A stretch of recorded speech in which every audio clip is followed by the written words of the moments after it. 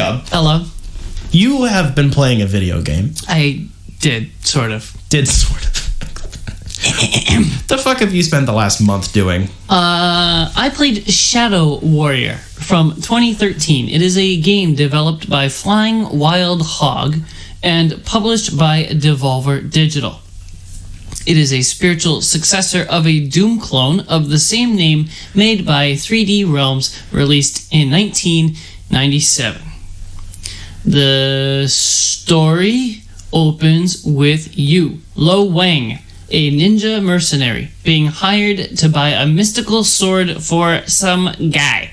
The deal goes bad, the seller has his guys try to kill you, and thus starts a journey of trying to collect what are actually 3 mystical swords that you need to merge into one. Okay. Early on, Lo Wang is partnered with a demon that is a smart-ass guide through the story. On to my visuals section. I want to start out with the disclaimer that Flying Wild Hog made Hard Reset in 2011, and then this was the second game they ever made in 2013. I've heard a lot of love for Hard Reset, and we'll cover it one day, but the point remains that this was their second game. They later remastered Hard Reset, made Shadow Warrior 2 and 3, and most recently released Trek to Yomi and Evil West, which got good reviews. That's a lot of games for like 10 years. That's a good chunk of stuff.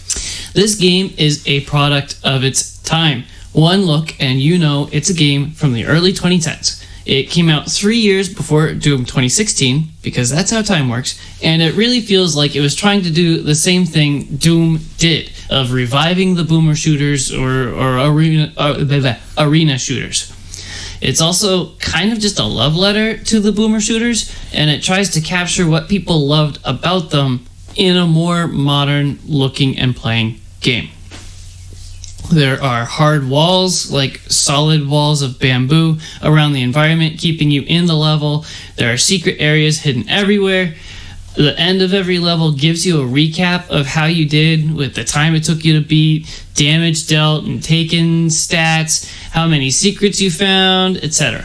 It is by no means bad to look at, just clearly a game that is aging. It was really hard to word it, but it's like, it looks like a 2010s video game. The homepage is kind of ugly. There are some particles flying around in the background, but you're greeted with a list of buttons. Also, the game assumes that you want to start a new run every time you open the game, which is bad. I want to continue the story. Why does it feel like you definitely restarted multiple times on accident? I came close a couple times, and that would have made me quit instantly. Yikes. The upgrade menu is also really messy. There are 3 upgrade menus, one for your weapons and 2 others for abilities. One ability menu is cool because with each new ability you get, Lo Wang gets a new tattoo that is representative of what the power does. The other menu reveals more of a sketch or painting, again, somewhat artistically related to the upgrade. What sucks is that these 3 menus are like different sides of a digital cube that takes so much computing power to turn. It reminded me of the old days when Windows would try to run different home pages, like they were letting you virtualize 3 different workstations. Do you remember that? Yeah, that's so weird. It was jank. It took so long. If you simply wanted a different weapon to upgrade and you hit the wrong button, you were stuck looking at it, changing the menu for a long time. Yikes. I had an issue with the pre-rendered cutscenes not running well. They would have looked really good. But the frame rate was really choppy, and I couldn't find a way to fix it. In-game cutscenes ran well with no issues. On a completely different and random note, this game is very violent, and I especially liked how the blood splatters worked in the game. I really should just erase the sound design section of my review page because I never have notes. No notes. No notes. Sound happens? Sound does happen. Damn. It was fine, I guess. On the gameplay. The weapons are decent starting out. You start with just a sword and progress to a pistol, a machine gun, a crossbow, eventually a shotgun, and then even more, finally, a rocket launcher. Each weapon has upgrades you can purchase at any time, usually the typical things to improve stats like recoil or reloading, but a bunch added an alternate fire you could use by pulling the left trigger. You can unlock the ability to use demon hearts or greater demons' heads as weapons. The demon heart is kind of like a grenade. You squish it while in the midst of a bunch of demons to make them explode. They stop attacking you and kind of hug themselves and then pop, pop, pop, pop, pop, pop. That's weird. It is very weird. And then the greater demon head is kind of like a laser pointer that you can use to damage enemies. It was just a laser beam that... There are special abilities you can do with basically Mortal Kombat style inputs.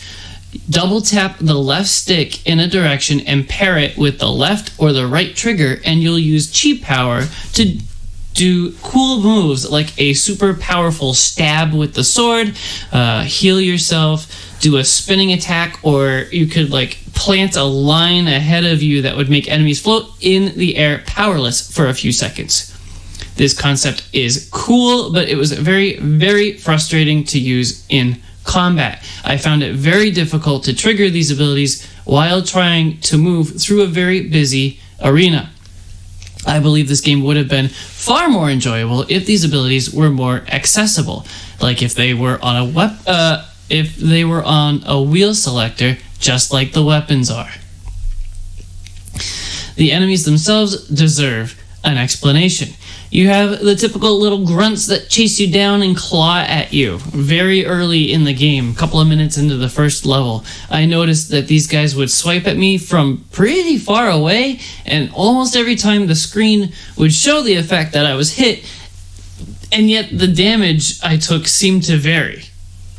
Very odd. After these, there were harpies, which hands down was the biggest cause of the game's pace stopping on a dime. So many times I would clear an arena to have a ton of harpies flood into the sky, and I wasn't allowed to progress until every single one of them was dead. These guys are a one-shot kill, but very difficult to hit with an older aim-down sights system. They were especially fun when I was low on ammo. That's cool. A quick aside about aiming down sights, the game had egregious auto aim. Ooh. So many times I would be in a tight, long hallway and I would want to shoot the glowing red barrel, and the game wouldn't let me because it was trying to shoot one of the many bad guys standing next to the glowing red barrel. Back to enemy types. You don't know what you're doing. You don't want to shoot that. Back to enemy types, there were bigger enemies called trolls. Fighting these guys kind of felt like fighting against hunters from Halo. They were tall enemies that had a shield, so it was very difficult to deal damage to them. I pretty quickly got the alt fire on the crossbow that let me fire grenade arrows behind these enemies and try to explode them, but that ate up a ton of ammo, so I would usually just have to resort to circle strafing them. Very annoying.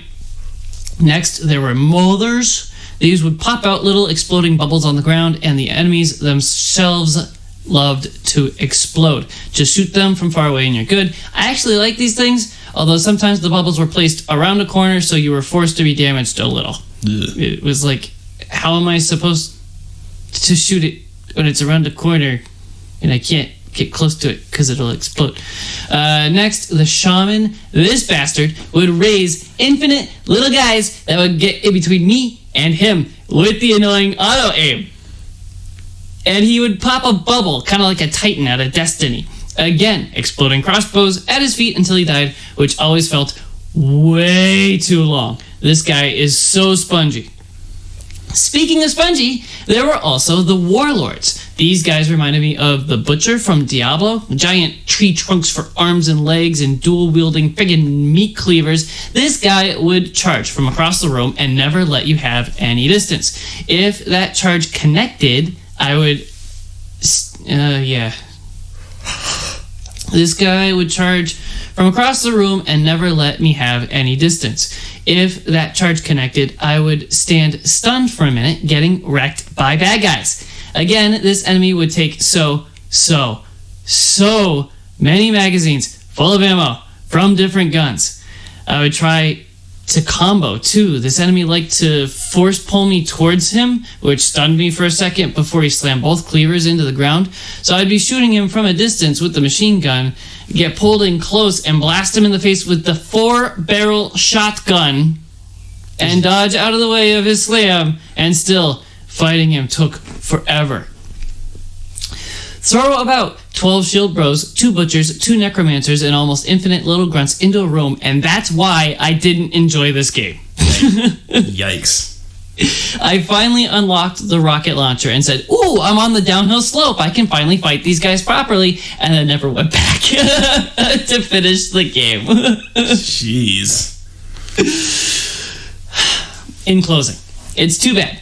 It really, really felt like this game was on the cusp of being like Doom 2016 in several ways, bringing back old boomer shooters to a modern audience, weapon swapping and controlling a large arena full of enemies against me, crass humor and extreme violence as a form of comedy. The most fun I had was digging for all the secrets in a level and finding the fortune cookies that just had terrible dad jokes in them but would usually make me smile. I took so many screenshots of the fortune cookies. I got a fair few of them from you. I completed 10 out of 17 levels on normal difficulty. Most levels took about 45 minutes to complete. I put in 8 hours of gameplay. I've had this in my Steam library for a long time, and I finally downloaded it without knowing pretty much anything about it. I think I got it in a Humble Bundle many years ago.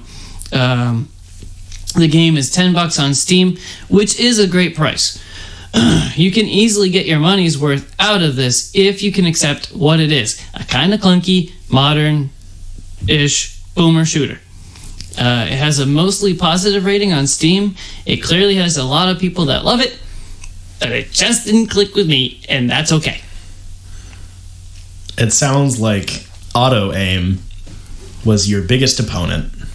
Honestly, it was just that the enemies were so spongy. I was like swimming in ammo, and I was like, oh, alright, I'm still picking up even more ammo. I'm just gonna start unloading into bad guys, and then I got to the 6th level, and I was out of ammo.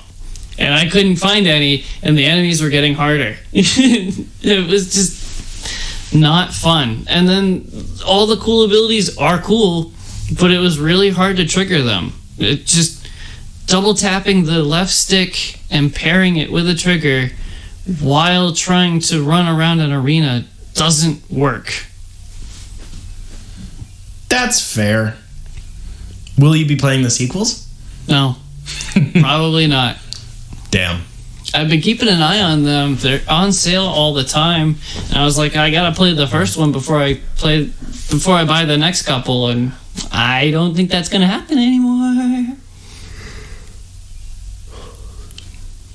Well, that sucks. There's also a lot of spiciness in it. A lot of spiciness. Like, yeah, the smart ass demon that is guiding Lo Wang had like an incestual affair with his demon sister, and it affected the world somehow, and what the fuck? This is why we don't let demons run anything. They're kind of fucking weird. They do weird stuff. And bad. That too.